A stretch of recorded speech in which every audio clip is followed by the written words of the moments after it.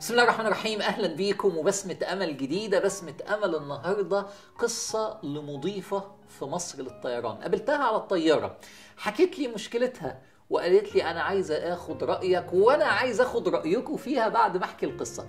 هي بتقول لي انا اتعرفت على شاب رائع، عجبني جدا بصراحه، حبيته قوي قوي قوي وهو حبني جدا جدا، قصه حب جميله جدا. جات له فرصه ان هو يشتغل في كندا، فكنا كتبنا الكتاب خلاص، فقال لي انا هسافر كندا اجهز لمده شهرين لغايه ما كل حاجه تستقر وبعدين اندهلك تحصليني. واحنا كتبنا الكتاب نتجوز هناك ونكمل حياتنا. منتهى الحب. سافر بعد شهر فوجئت بمفاجأة، بعت لها ورقة الطلاق، طلقها مفاجئ، طلقها فجأة.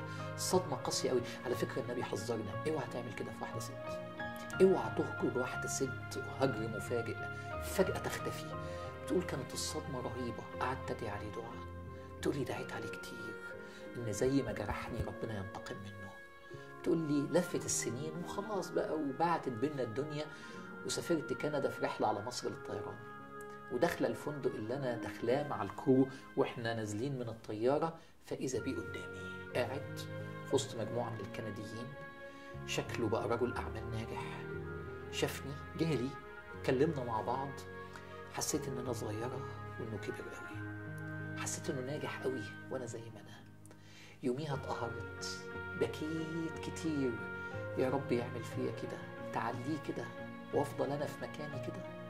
فبتسالني، فقلت لها خلي بالك، اوعي تنبهري بالشكل الخارجي، قد يكون بيتعذب وانت مش عارفه. وبعدين اوعي تقفي على لقطه وتقولي ما هو سعيد اهو، انت شفتي الفيلم لاخره؟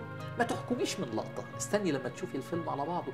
اللي اذى واحده ست بالدرجه دي مش ممكن يكون سعيد. انا اشك في كلامك. قالت لي ده اللي انا شفته. قلت لها بس مش ممكن تكون هي دي النهايه او هي دي الحقيقه. لفت الايام وعدى سنتين، وبعدين انا راكب على طياره طالع من مصر لندن، هي على نفس الطياره. قالت لي حضرتك فاكرني؟ قلت لها لا والله مش واخد بالي. فكرتني انا كذا كذا كذا. قالت لي انا فاكره كلامك.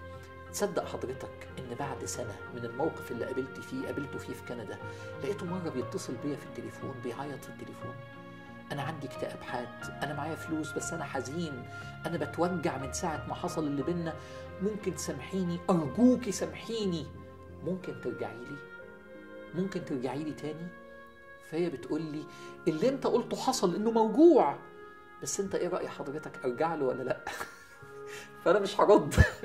انا هستنى الكومنتس اللي انتوا هتبعتوها، ايه رأيكم؟ ومش هقول لكم انا قلت لها ايه الا لما اقرا الكومنتس اللي انتوا هتكتبوها، وبعدين اقول لكم انا قلت لها ايه، واسيبكم تفكروا فيها، يا ترى ترجع له ولا ما ترجعلوش؟ ايه رأيكم؟ تختار ايه؟